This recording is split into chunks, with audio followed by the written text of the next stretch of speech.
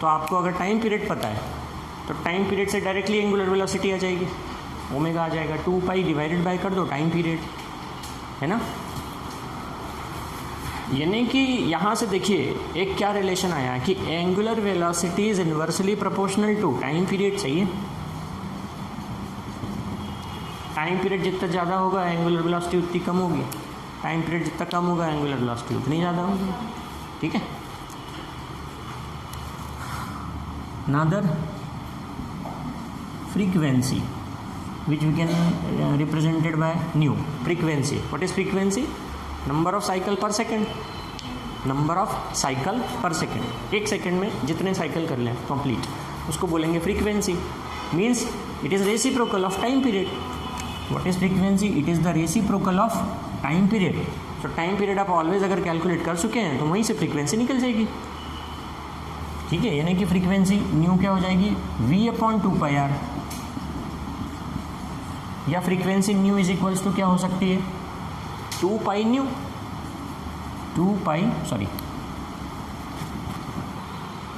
1/t, यानी कि new is equals to ω/2π, सही है। ये क्या था, 2π/ω, यानी ω/2π। और you can also write ω is equal to 2π/t था ना, यानी nu, 1/t is nu frequency, so omega can be written 2 pi into nu. और what will be the unit of frequency? Hertz. Hertz यानी per second, 1/second, that is hertz. So these are some parameters. अब देखिए यहाँ पे इनकी dimension अगर निकालना रहे तो आप कैलकुलेट कर सकते हो ना, डायमेंशन को फार्मूले से कैलकुलेट कर सकते हो। जहाँ भी किसी की भी डायमेंशन निकालना हो, आपको अगर फार्मूला पता है तो उसकी डायमेंशन वहाँ से निकल जाती है। जैसे अगर टाइम पीरियड की डायमेंशन चाहिए, कुछ और सोचने की ज़रूरत नहीं, फार्मूला देखने की भी ज़रूरत नहीं ना, सेकंड होती है, यानी क्या होगी, टी। टाइम पीरियड की डायमेंशन टी होगी, भले वो कोई सा भी टाइम पीरियड हो, सेकंड होती कि नहीं उसकी यूनिट। फ्रीक्वेंसी की 1/second होती है, मतलब टी इनवर्स।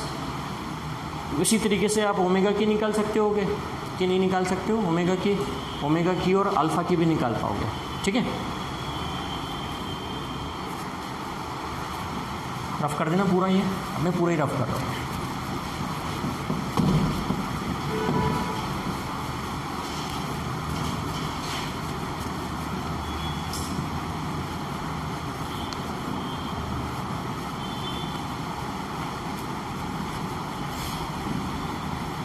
यहाँ तक अभी तक हम जो बात कर रहे हैं वो यूनिफॉर्म सर्कुलर मोशन की बात कर रहे हैं, ठीक है ना।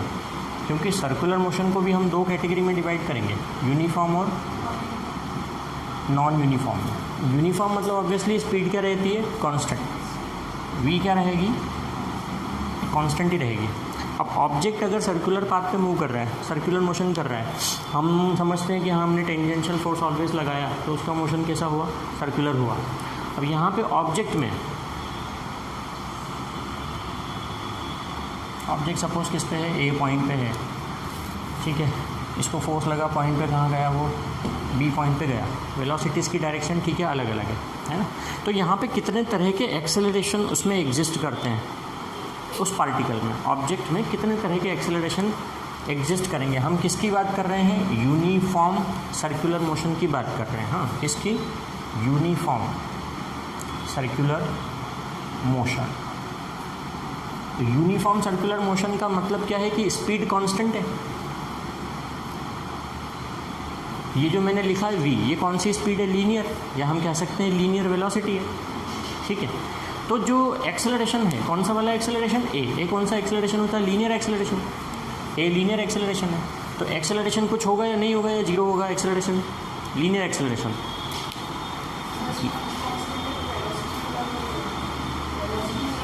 हाँ, डायरेक्शन चेंज हो रही, मतलब बस एक्सेलरेशन कांस्टेंट ही रहे, मतलब कुछ होगा एक्सेलरेशन, पॉजिटिव एक्सेलरेशन। हाँ, एक्सेलरेशन प्रोड्यूस हो ही रहा है। तो वो जो हम कह रहे हैं लीनियर एक्सेलरेशन, क्या लीनियर एक्सेलरेशन प्रोड्यूस हो रहा है, वो जो ए है वो लीनियर एक्सेलरेशन है। हाँ, हो रहा है, उसकी डायरेक्शन क्या होगी फिर, टूवर्ड्स सेंटर। किधर होगी, टूवर्ड्स सेंटर, इस डायरेक्शन में होगी। मतलब जैसे पार्टिकल यहाँ है तो भी एक्सेलरेशन की डायरेक्शन इस तरफ है, वो ट्रैवल करके बी पे पहुँच गया तो भी एक्सेलरेशन की डायरेक्शन इधर है, वो ट्रैवल करके किसी भी पॉइंट पे चले जाए, डायरेक्शन क्या होगी? टूवर्ड्स सेंटर होगी, उस एक्सेलरेशन की डायरेक्शन, है ना। अब यहाँ पे ध्यान से समझना, ए वो लीनियर एक्सेलरेशन है जो वेलोसिटी में चेंज होने की वजह से प्रोड्यूस हुआ था। यहाँ कोई कन्फ्यूजन तो नहीं है ना कि भाई एक्सेलरेशन जीरो हो जाएगा, स्पीड कांस्टेंट थी लेकिन डायरेक्शन चेंज हो रही थी, डायरेक्शन चेंज हो रही थी तो एक्सेलरेशन प्रोड्यूस होगा, और एक्सेलरेशन खुद भी किसी क्वांटिटी है, वेक्टर क्वांटिटी है। तो जो एक्सेलरेशन प्रोड्यूस हो रहा है उसके अंदर ऑब्जेक्ट में, उसकी डायरेक्शन क्या होगी? Always towards the centre. ये है ए की डायरेक्शन, जिसको ही हम क्या कहते हैं? Centripetal acceleration. ठीक है ना, मैंने ए सी लिख दिया। ओके, तो इसकी डायरेक्शन क्या है? Always towards the centre. और मैग्नीट्यूड क्या होता है? mv² upon r। मैग्नीट्यूड क्या होगा इसका? mv² upon r, not v² upon r। mv² upon r कर दोगे तो फोर्स नहीं आ जाएगा, वो तो क्या आ जाएगा? फोर्स, सेंट्रीपिटल फोर्स बोलेंगे हम जिसको, ठीक है ना, Fc। वो क्या होगा? Mass into acceleration. Force is equal to क्या होता है? Mass into acceleration. तो आपने acceleration that is v² by r में किसका? ऑब्जेक्ट के मास का मल्टीप्लाई कर दिया, तो क्या आ गया आपका? सेंट्रीपिटल फोर्स आ गया। मतलब वो फोर्स जो ऑब्जेक्ट के ऊपर ऑलवेज लगता रहता है जब वो क्या कर रहा होता है? सर्कुलर मोशन कर रहा होता है, और किसकी तरफ? टूवर्ड्स द सेंटर, है ना। अब यहाँ पे एक कंसेप्ट और समझो, फोर्स भी कैसा है? वेक्टर क्वांटिटी है। आप लिखते हो ना फोर्स को, कैसा लिखते हो? F is equal to ma। तो ये बिल्कुल ठीक हुआ ना कि जो डायरेक्शन एक्सेलरेशन की होगी वही डायरेक्शन किसकी होगी? फोर्स की होगी, है ना। तो एक्सेलरेशन की डायरेक्शन किधर है? सेंटर की तरफ है, इसीलिए उसके ऊपर फोर्स किधर लग रहा है? सेंटर की तरफ लग रहा है। किसके ऊपर लग रहा है? ऑब्जेक्ट पे लग रहा है, ठीक है ना, समझ में आया। तो देखो, उस जो फोर्स है जो उसके ऊपर लग रहा है, और जो ज़रूरी है कि लगता रहे, क्योंकि अगर वो नहीं लगेगा तो क्या पार्टिकल सर्कुलर मोशन करेगा? अगर ये F 0 हो गया मान लीजिए, तो F के 0 को होने का क्या मतलब रहा? यानी v² बाय r क्या हो गया? 0। यानी v क्या हो गई? 0। स्पीड 0 होगी ना, तभी वो क्या होगा? 0 होगा। स्पीड 0 होने का मतलब है कर ही नहीं रहा है ना मोशन को। यानी कि ये फोर्स क्या है? नेसेसरी है पार्टिकल के सर्कुलर मोशन के लिए, कि लगातार उसके ऊपर एक फोर्स किधर लगता रहे? सेंटर की डायरेक्शन में लगता रहे, है ना। अब मुझे बताना, ये मैं रुद्राक्ष को ऐसे करके घुमा रहा था, इसमें सेंट्रीपिटल फोर्स लग रहा है ना, है ना, बिना लगे तो घूमता ही नहीं है। अब मुझे बताइए कि उस सेंट्रीपिटल फोर्स का ओरिजिन क्या है? क्योंकि हर फोर्स का क्या होता है? एक ओरिजिन होता है, फिर जहाँ से वो लगना शुरू होता है वो फोर्स, जिसकी वजह से वो फोर्स लग रहा होता है, और ये रियल फोर्स है सेंट्रीपिटल फोर्स, तो है ना। तो इस केस में जब मैं इसको घुमा रहा हूँ इस तरीके से, तो वो सेंट्रीपिटल फोर्स इसको, ऑब्जेक्ट को, यानी इस रुद्राक्ष को कहाँ से मिल रहा है?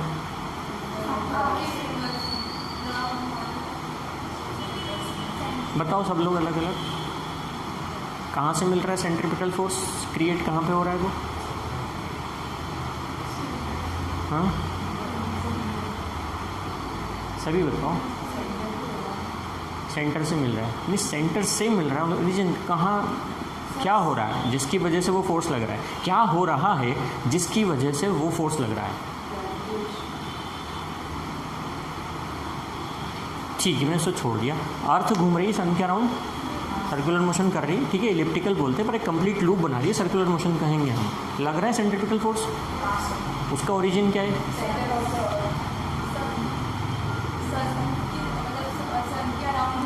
देखो, हम पूछ रहे हैं सेंट्रीपिटल फोर्स, तो वो फोर्स का मैं क्या पूछ रहा हूँ? ओरिजिन क्या है? कहाँ से वो फोर्स क्या हो गया? प्रोड्यूस हो गया? किस, हाँ, अर्थ से प्रोड्यूस हो रहा है सेंट्रीपिटल फोर्स। जब अपन फिजिक्स को पढ़ें, समझना, फिजिक्स को हिंदी मतलब फिजिक्स फील करके पढ़ोगे ना, तो बहुत ही अच्छे से समझ में आएगा फिजिक्स, और आप सही डिसीजन लोगे।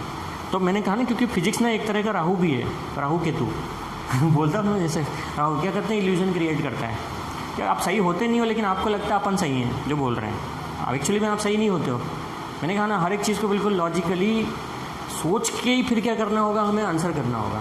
हाँ, बिल्कुल लॉजिकली सोच के, और हम लॉजिकली सही होंगे तो फिर वो बिल्कुल सही है, उसमें कोई कन्फ्यूज़न नहीं। हाँ, अब कह रहे हैं जो आप आंसर कर रहे हैं, जो भी आप रिप्लाई कर रहे हैं, ठीक है। अब अर्थ सन के अराउंड रिवॉल्व कर रही है ना, सेंट्रीपिटल फोर्स लग रहा है। क्लास 9th से पढ़ते आ रहे हो आप ये चीज़, 9th में भी पढ़ी होगी, सेम कंसेप्ट पढ़ा होगा 9th में भी, है ना। वहाँ पे स्पेशली बताया भी जाता है, जब उस चैप्टर को पढ़ाते हैं स्पेशली बताते भी हैं कि इसका ओरिजिन क्या है, किस वजह से वो सेंट्रीपिटल फोर्स क्रिएट होता है। सेंट्रीपिटल फोर्स नई चीज़ नहीं है, 11th में आके डायरेक्टली नहीं पढ़ते ना हमने 9th में भी पढ़ा है सर्कुलर मोशन, हमने 9th में भी पढ़ा है ग्रेविटेशन, हमने 9th में भी पढ़े हैं लॉज ऑफ मोशन। इन सभी का मिक्सचर है बस, और कुछ नहीं, ये मैकेनिक्स जो है। ठीक, कहाँ से आएगा वो सेंट्रीपिटल फोर्स घुमाने के लिए? वो तो खुद ऑब्जेक्ट है, फोर्स उसके ऊपर लग रहा है। फोर्स किस पे लग रहा है? रुद्राक्ष पे लग रहा है, जो सर्कुलर मोशन। अभी समझना, अब आप समझ जाओगे, देखना। मैं इसको स्लो मोशन में करता हूँ, स्लो मोशन में कर रहा है सर्कुलर मोशन ना, है ना। ये स्लो मोशन में करके मैं बता रहा हूँ। अभी मैंने अगर, अब मैं क्या करे हुए हूँ, क्या कर रखा है मैंने, बताओ क्या कर रखा है? इसको खींच के रखा है, खींच के रखा है ना। इसको अगर मैं किसको खींच के नहीं रखूँगा, करेगा क्या ये मोशन? नहीं ना। मैंने किसको खींचा हुआ है? रुद्राक्ष को उधर खींचा है, या फिर मैंने इधर से सेंटर से धागे को खींच के रखा हुआ है? सेंट्रीपिटल फोर्स किधर लगता है? सेंटर की तरफ, टूवर्ड्स द सेंटर। ये जो मैं दोनों हाथ से इसको खींचे हुए हूँ, कौन सा फोर्स सेंटर की तरफ लग रहा है? सेंटर की तरफ। किस पे लग रहा है? हाँ किस पे लग रहा है? इस पे लग रहा है। ये जो थ्रेड है ना, इस पे लग रहा है ना, स्ट्रिंग जो है लग रहा है इस पे, इसी पे लग रहा है। तो स्ट्रिंग के ऊपर मैंने इसको सेंटर से ऐसे खींच के रखा हुआ है, सेंटर की तरफ लग रहा है ना, तो ये फोर्स खींचा हुआ है ना सेंटर की तरफ। तो वो कौन सा फोर्स है? स्ट्रिंग पे लगा हुआ, यानी टेंशन फोर्स। कौन सा फोर्स हुआ? Tension force. तो इस केस में जब मैं किसी स्ट्रिंग से किसी ऑब्जेक्ट या किसी मास m को बांध के घुमा रहा हूँ, ठीक है, a spring is tied to a mass m and it is moving in a circular path. So in this case the centripetal force will be equal to the tension in the string. String में tension produce हो रही ना, ये तो मास है, भार है, इसके अंदर कुछ ना कुछ वेट है, और ये बाहर जाना चाह रहा है, लेकिन स्ट्रिंग इसको रोके हुए है कि नहीं? अगर स्ट्रिंग टूट गई तो ये जाएगा ना बिल्कुल टेंजेंशियल, तो बाहर लग रहा है ना फोर्स, उसको बैलेंस कौन करा हुआ है? इस स्ट्रिंग के अंदर प्रोड्यूस होने वाला टेंशन फोर्स, जो कि सेंटर की तरफ ही तो लग रहा है। तो वो tension force is equal to क्या है? Centripetal force, mv²/r। अब अर्थ और उसके केस में, अब अर्थ और सन के केस में सोच के बताओ, मैंने ये आपको देखो इलस्ट्रेशन दिया इसका ऐसा वाला। अब आप सोचो अर्थ और सन के केस में कौन सा वाला फोर्स है जो कि सेंट्रीपिटल फोर्स है? बताओ, आप लोग तो बताओ, पढ़ चुके हो 2-2 बार, बताओ। वहाँ तो कोई धागा बांधा हुआ नहीं, हाँ होगा नहीं, है ही। सन का ग्रेविटेशनल फोर्स रोके हुए कि नहीं अर्थ को? अगर वो नहीं रोक के रखेगा तो निकल जाएगी ना स्पेस में। वैसे ही अर्थ का ग्रेविटेशनल फोर्स रोके हुए ना मून को, नहीं तो वो भी निकल जाएगा स्पेस में। तो इन ऑब्जेक्ट्स को एक दूसरे के अराउंड सर्कुलर पाथ पे मूव करने के लिए कौन सा वाला फोर्स लगा हुआ है? ग्रेविटेशनल। अर्थ सन के अराउंड अगर सर्कुलर पाथ पे मूव कर रही है तो किस फोर्स की वजह से? ग्रेविटेशनल। वो gravitational force is equal to क्या है? Centripetal force. तो आप हमेशा सेंट्रीपिटल फोर्स को क्या करते हो? इक्वेट करते हो किसी फोर्स से, क्योंकि उसी फोर्स से सेंट्रीपिटल फोर्स प्रोवाइड होता है। Here in this case tension in the string provided the necessary centripetal force. In the case of earth and the sun, the gravitational force of sun is providing the necessary centripetal force to the earth revolving के लिए, है ना। अर्थ और moon के case में gravitational force of earth on the moon provide the necessary centripetal force to the moon to revolving. समझ गए? तो हर केस में सेंट्रीपिटल फोर्स का जो सोर्स होगा वो क्या होगा? अलग अलग होगा। धागे से बांध के मास बांधा हुआ है तो वो टेंशन है, ठीक है, कुछ भी नहीं है, दो ऑब्जेक्ट के बीच में, फिर भी रिवॉल्व करते हो, एक का ग्रेविटेशन फोर्स है दूसरे के ऊपर जो लग रहा होता है। इतनी बात समझ में आ गई, है ना। कुछ और भी चीज़ें हैं, जैसे कि ये पार्टिकल टायर्ड है ना। Vehicle taking a turn on A level road, एक केस ही हुआ, vehicle taking a turn on a level road, ऐसा कल पढ़ा था अपन ने क्लास में। Vehicle taking a turn on a level road. एक लेवल रोड के ऊपर कोई व्हीकल क्या लेता है, टर्न लेता है। तो जब वो टर्न ले रहा होता है तो उसके ऊपर क्या लग रहा है, टर्न ले रहा है, मतलब कौन सा पाथ एक्वायर किया हुआ, सर्कुलर पाथ। तो उस केस में भी वो कौन सा मोशन कर रहा है, सर्कुलर मोशन कर रहा है। तो अब उस केस में सर्कुलर मोशन कर रहा है, बताओ कल की बात है, 24 घंटे भी नहीं हुए अभी, किसके इक्वल होगा सेंट्रीपिटल फोर्स, तुम ही बताओ, क्योंकि नॉर्मल प्रोसेस है। व्हीकल ने टर्न लिया लेवल रोड पे, सेंट्रीपिटल फोर्स मिला तभी तो उसने टर्न लिया। कार की बात कर रहे हैं हम, ठीक है, कार की बात कर रहे हैं, 4 व्हीलर की बात कर रहे हैं। 4 व्हीलर इस पर टर्न ले लिया, 4 व्हीलर ने टर्न लिया, सर्कुलर पाथ था, सर्कुलर मोशन किया, ऑब्वियसली सेंट्रीपिटल फोर्स लगा। कहाँ से मिला वो सेंट्रीपिटल फोर्स, सही आंसर करो। यस्टरडे पढ़ा है ना,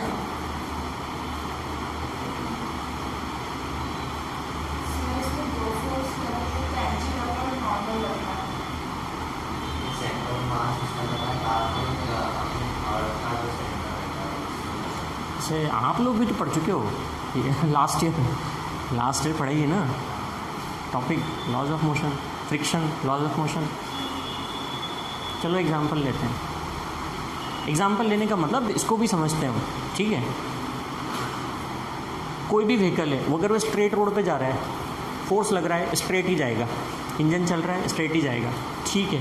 टर्निंग पे आके उसने स्टीयरिंग को ही घुमाया है, बस टर्निंग पे आके स्टीयरिंग को हल्का सा घुमाया है, तो सिर्फ स्टीयरिंग को घुमाने से ही क्या हो गया, सर्कुलर मोशन हो गया क्या भाई। स्टीयरिंग को घुमाने से तो आगे की व्हील घूमे, बस केवल आगे की व्हील घूमने से ठीक है, चलो पीछे की व्हील भी घूमने लगे, लेकिन चूंकि वो मूव किया है उस सर्कुलर पाथ पे।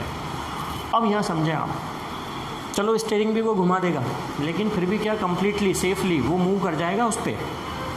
अब यहाँ समझते हैं हम, जब कार इस पर टर्न लेगी तो जो रोड है और उसके जो टायर है उसके बीच में फ्रिक्शन लगेगा कि नहीं लगेगा। अभी मान लो कि फ्रिक्शन 0 है तो क्या टर्न ले लेगी कार, बताओ। अगर फ्रिक्शन 0 हो गया, मान लो बहुत बारिश हो गई, रोड चिकना हो गया बारिश की वजह से, या वहाँ पे पेट्रोल या डीजल डुल गया था, गिर गया था, उससे क्या हो गया, फ्रिक्शन 0 हो गया। अब कार ने स्टीयरिंग भी घुमा दिया है, तो भी क्या वो सेफली टर्न ले लेगी इसके ऊपर, क्या होगा,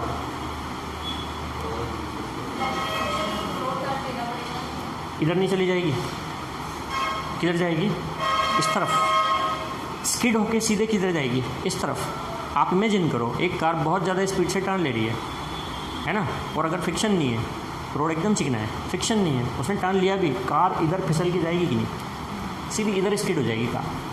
आपने रेसिंग वाली कार्स देखी होगी ना, वो रेसिंग देखी होगी, टीवी पे वगैरह देखी होगी, रेसिंग कार की रेसिंग। मोस्टली कार क्या होती है, किधर जाती है, जिधर पब्लिक बैठी हुई होती है, इस तरफ पब्लिक बैठी हुई है ना, स्किड होके सीधे इधर भगती है। कौन रोका हुआ है, फ्रिक्शन फोर्स।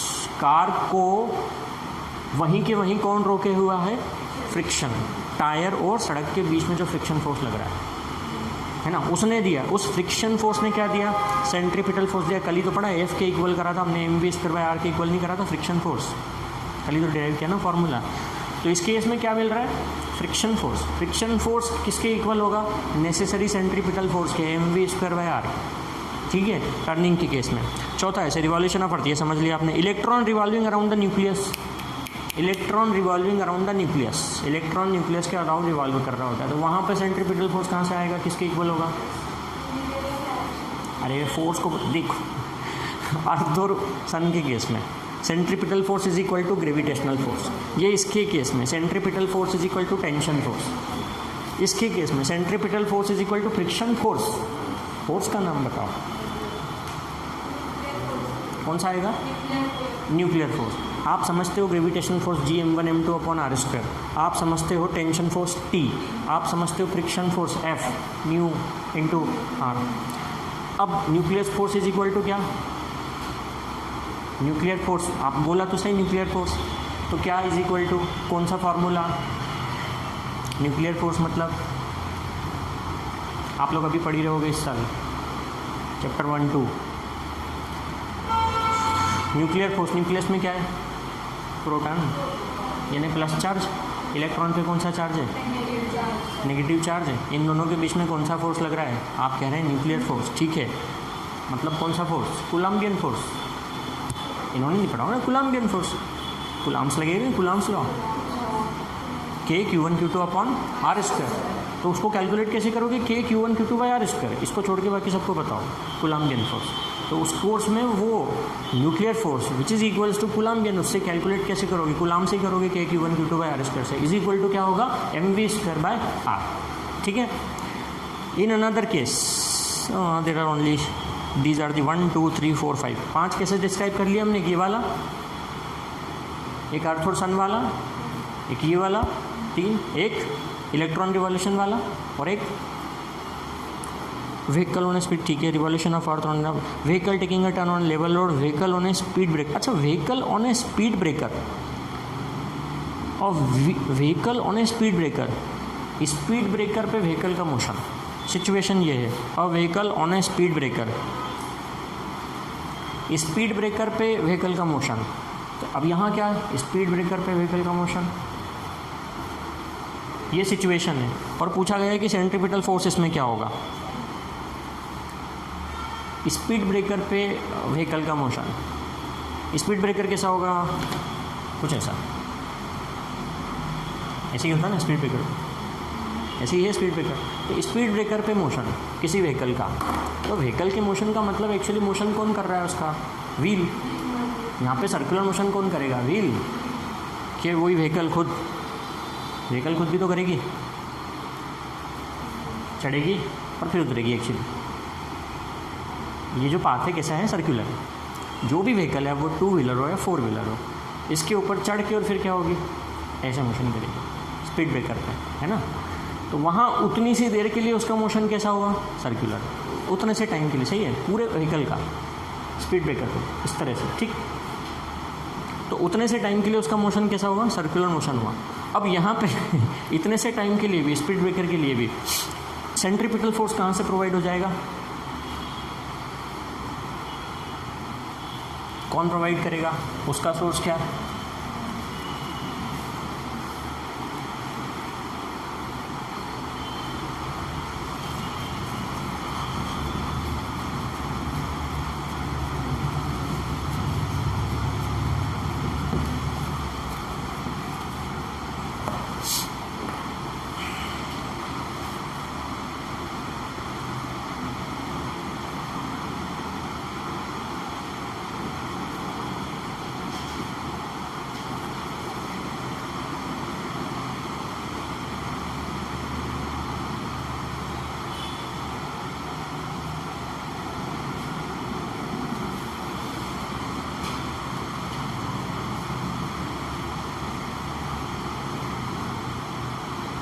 सोचो।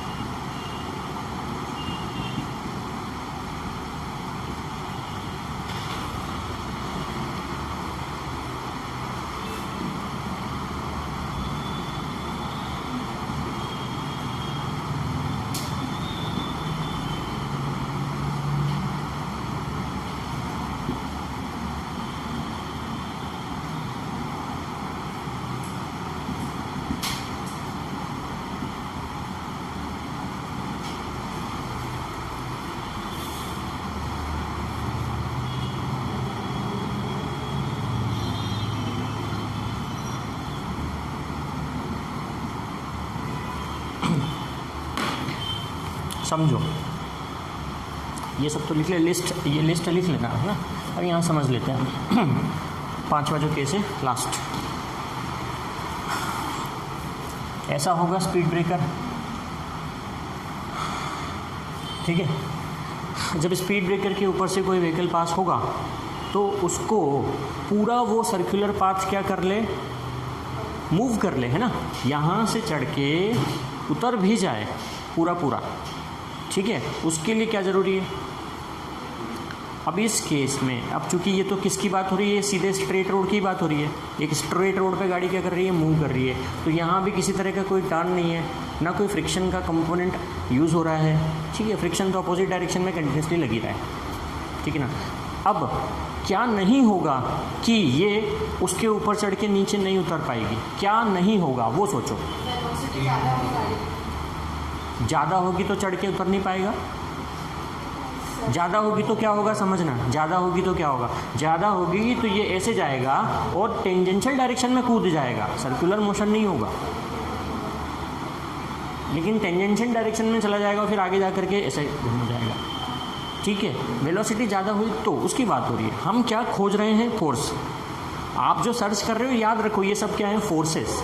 आप उस फोर्स को खोजो जिसकी वजह से ये ऐसे जाके ऐसे उतर जाए, फोर्स। सोचो, नहीं तो फिर हम बताते हैं वो कौन सा फोर्स होगा इसको जो ऐसे ही खींच के रखे। हाँ हाँ, कौन सा फोर्स होगा, मतलब एक्चुअली क्या, इसका खुद का कार का या जो भी व्हीकल है उसका खुद का वेट, क्योंकि अगर उसमें वेट नहीं है, यानी m/g, अगर वेट नहीं है, ठीक है, तो वो इस पे से चढ़ के ऐसे ढंग से वापस से उतर के चली जाए, ऐसा पॉसिबल नहीं हो पाएगा, है ना, अगर वेट नहीं हुआ तो। यानी m/g, फोर्स मतलब ग्रेविटेशनल फोर्स का मतलब क्या, अर्थ जितना ग्रेविटेशनल फोर्स लगाएगी उस ऑब्जेक्ट के ऊपर, अर्थ किसी भी ऑब्जेक्ट पे कितना ग्रेविटेशनल फोर्स लगाती है, m/g, किसी भी ऑब्जेक्ट पे, है ना, तो सही बोला, ग्रेविटेशनल फोर्स, यानी क्या है एक्चुअली वेट, है ना। तो इस केस में क्या आएगा, उस भी व्हीकल जो भी है उसका वेट यानी mg, या फिर वेट का कोई कंपोनेंट भी हो सकता है, या तो वेट हो या वेट का कोई कंपोनेंट। कंपोनेंट का मतलब क्या, अरे भाई जरूरी थोड़ी कि स्पीड ब्रेकर बिल्कुल सीधे रोड पे ही आए, स्पीड ब्रेकर अगर स्लोप पे भी तो आ गया तो चलो, यहाँ पे स्पीड ब्रेकर आ गया, स्लोप पे आ गया, समझना, स्लोप पे आ गया तो स्लोप पे आ गया तो इस पे चढ़ के सीधे सीधे वो उतर जाए तो वेट तो इधर लगता है भाई, इसको इससे चिपका के रखने के लिए क्या ज़रूरी है, ये वाला, और ये तो होता है mg, तो ये क्या होता है, mg cos थीटा होता है कि नहीं होता है, mg cos थीटा होता है। तो खाली वेट नहीं, या तो वेट या वेट का कोई कंपोनेंट, अगर स्ट्रेट है तो ठीक है वेट, लेकिन अगर स्लोप आ गया तो वेट का कंपोनेंट, mg का कंपोनेंट कोई ना कोई सा भी, mg cos थीटा। तो वेट या कंपोनेंट ऑफ वेट यानी mg या mg cos थीटा, ठीक है, स्लोप के केस में mg cos थीटा हो जाएगा। ये समझ गए सब, है ना। तो अगर जो भी सिचुएशन किसी न्यूमेरिक प्रॉब्लम में आती है हमारे पास में, इनमें से कोई सी भी सिचुएशन, तो नेसेसरी सेंट्रीफ्यूगल फोर्स के लिए हम ये सारे फार्मूले अप्लाई कर सकते हैं, ठीक है, ये याद रखें। लिस्ट इसको नोट कर लेना, लिस्ट को।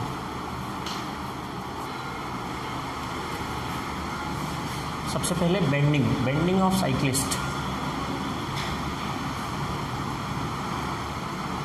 on a turn, bending of cyclist on a turn। तो bending of cyclist on A turn मतलब साइकिल चलाते चलाते किसी टर्न पे जाकर के आप क्या करते हैं, एक्चुअली अपने आप को थोड़ा सा आपको बेंड करना पड़ता है, झुकाना पड़ता है, किसकी तरफ, टर्न की तरफ। अगर आप ऐसा नहीं करेंगे, आप सोचें कि बिल्कुल सीधे रख के, है ना, आप टर्न ले लें तो क्या ले पाओगे, नहीं। क्या करो, क्या होगा, आप गिरोगे। टर्न लेना चाहते हो, टर्न तो लेना ही है, लेकिन आप झुकना नहीं चाहते इस तरफ, तो क्या होगा, आप इधर फॉल हो जाओगे राइट साइड में। अगर आप लेफ्ट साइड में टर्न लेना चाह रहे हो और बेंड नहीं हुए लेफ्ट साइड में, तो आप राइट साइड में फॉल हो जाओगे। या राइट साइड में टर्न लेना चाहते हो, सीधे सीधे लेना चाहा तो लेफ्ट साइड में फॉल हो जाओगे, है ना। ऐसा क्यों होगा वहाँ उस केस में, जब आप कोई टर्न ले रहे हो, ये कोई टर्न है ना, आप अब जैसे साइकिलिस्ट लिखा है तो ज़रूरी नहीं सिर्फ साइकिलिस्ट, कोई सा भी टू व्हीलर हो सकता है, ठीक है, मैं तो टू व्हीलर लिख देता हूँ, कोई सा भी टू व्हीलर हो। टू व्हीलर को तो आपको बैंड होना ही पड़ता है, टू व्हीलर पे बैठ के, है ना, थोड़ा सा इधर बैंड होते हो आप सेफली टर्न लेने के लिए। तो अब हमें कितने एंगल से बैंड हो जाना चाहिए, या हमारी मैक्सिमम कितनी स्पीड हो कि हम सेफली क्या ले सकें, टर्न ले सकें, सेफली टर्न ले सकें। तो अब इसमें क्या क्या कंपोनेंट काम करेंगे, देखो भाई, साइकिलिस्ट है कोई भी, पूरा साइकिलिस्ट तो हम नहीं बना रहे हैं, यहाँ पे लेवल रोड ही है, टर्न ले रहे हैं। कौन कौन से फोर्सेस अप्लाई होते हैं हमारे ऊपर जब हम टर्न ले रहे होते हैं व्हीकल के साथ में, ठीक। एक तो हमारा खुद का वेट है mg, और उसके जस्ट अपोजिट, हर ऑब्जेक्ट के जस्ट अपोजिट, मतलब सरफेस के जस्ट अपोजिट, जिस पे वो है वहाँ क्या लगता है, नॉर्मल फोर्स भी लग रहा होता है ना। तो नॉर्मल फोर्स भी लगेगा इसके ऊपर, अपर डायरेक्शन में आर लगेगा, ठीक है।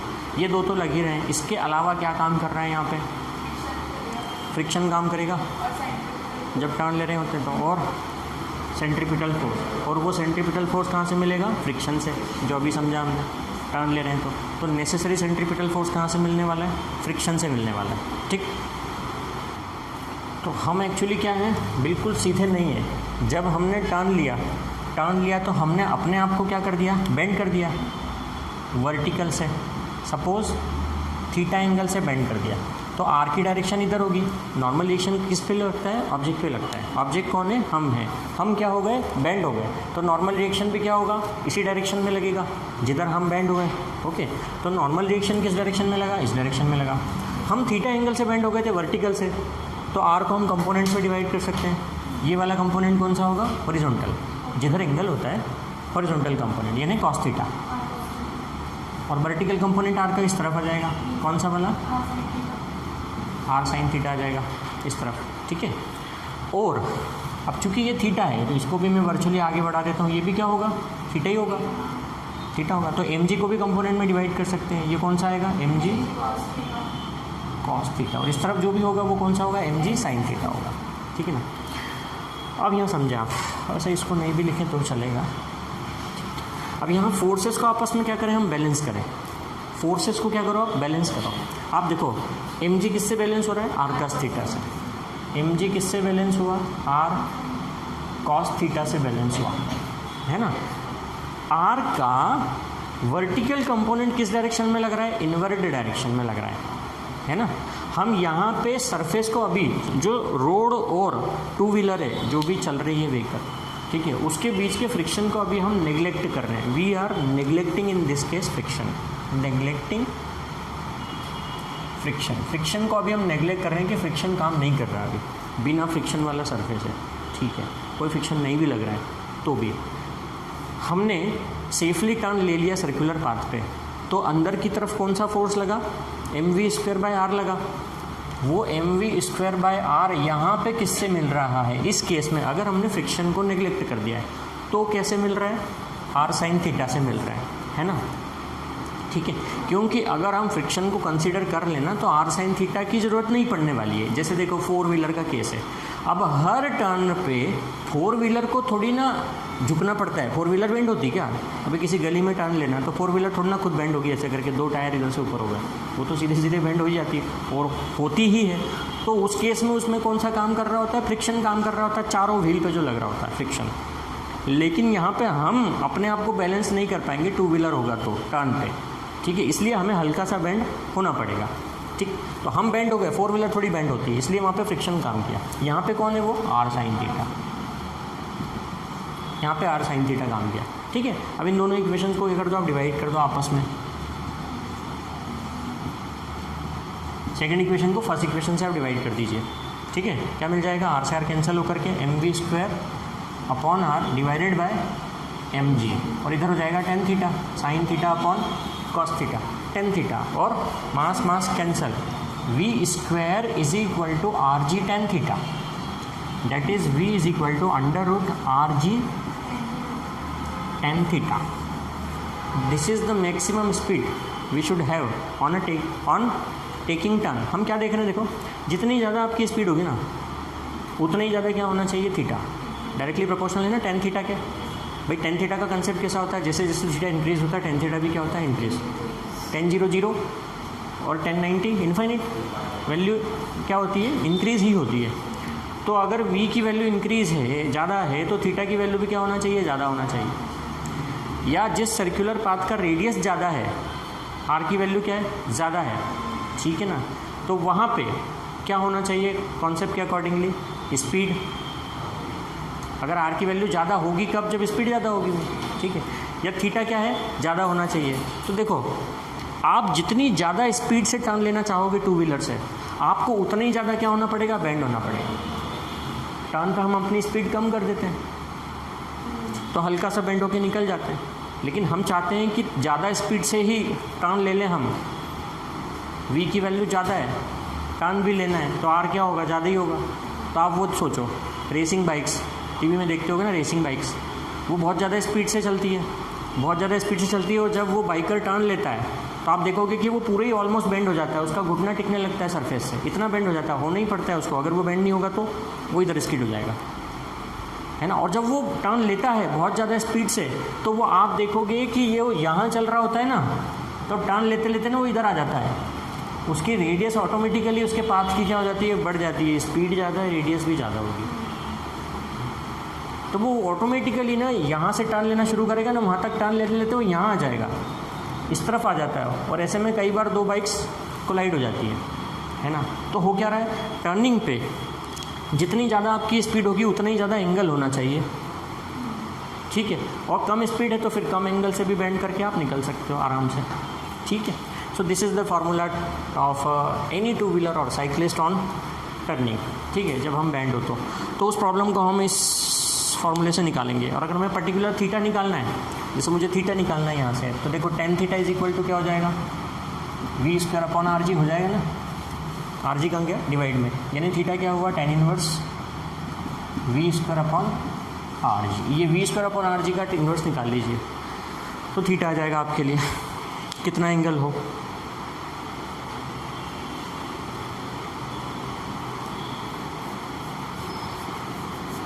यानी यहाँ से हम क्या कैलकुलेशन या कंक्लूजन निकाल सकते हैं,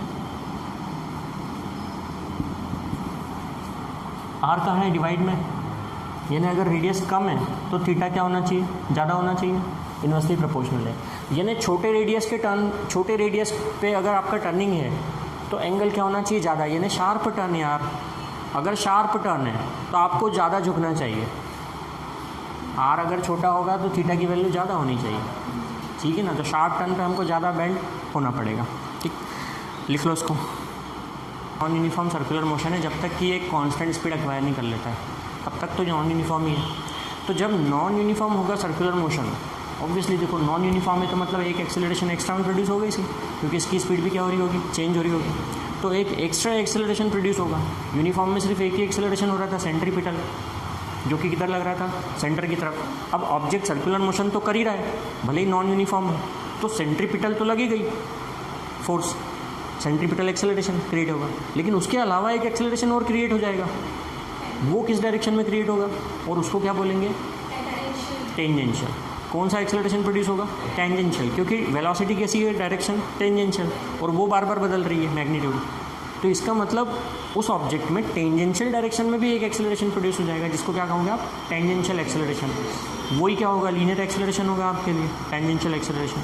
अब वो टेंजेंशियल एक्सेलरेशन कैसे कैलकुलेट करोगे, जैसे सेंट्रीपिटल तो mg/r से कर दिया, ये v/r से कर दिया, वो जो टेंजेंशियल एक्सेलरेशन है वो कैसे कैलकुलेट होगा, हाँ, वो जो टेंजेंशियल है वो v की डायरेक्शन में, तो उसको डिफरेंशिएट करो dv/dt, या v = u + at, ए से निकालोगे, फाइनल माइनस इनिशियल जिस पॉइंट पे भी जा करके हुआ मैग्नीट्यूड में, क्योंकि क्या हो रहा है, चेंज हो रहा है। आप v - u/t से निकालो, या dv/dt से उसको क्या करो, फाइंड करो उस एक्सेलरेशन को, ठीक है ना, क्योंकि वो नॉन यूनिफॉर्म, तो नॉन यूनिफॉर्म में दो एक्सेलरेशन प्रोड्यूस होते हैं, इतना याद रखना। यूनिफॉर्म में एक ही एक्सेलरेशन होता है, नॉन यूनिफॉर्म में दो होंगे, और अगर आपको कहा कि इसका नेट एक्सेलरेशन निकालो, तो उन दोनों का क्या निकालना पड़ेगा, रिजल्टेंट कैसे निकलेगा, एक लग रहा है सेंटर की तरफ, एक लग रहा है टेंजेंशियल, दोनों में 90 डिग्री का एंगल है, 90 डिग्री का एंगल है, तो a1² + a2² under root vector का कॉन्सेप्ट लगा दिया, √a1² + a2², नेट एक्सेलरेशन आ जाएगा, ठीक है। ओके, तो आज यहीं तक क्लोज करते हैं हम, बाकी कल पढ़ेंगे 2 टॉपिक।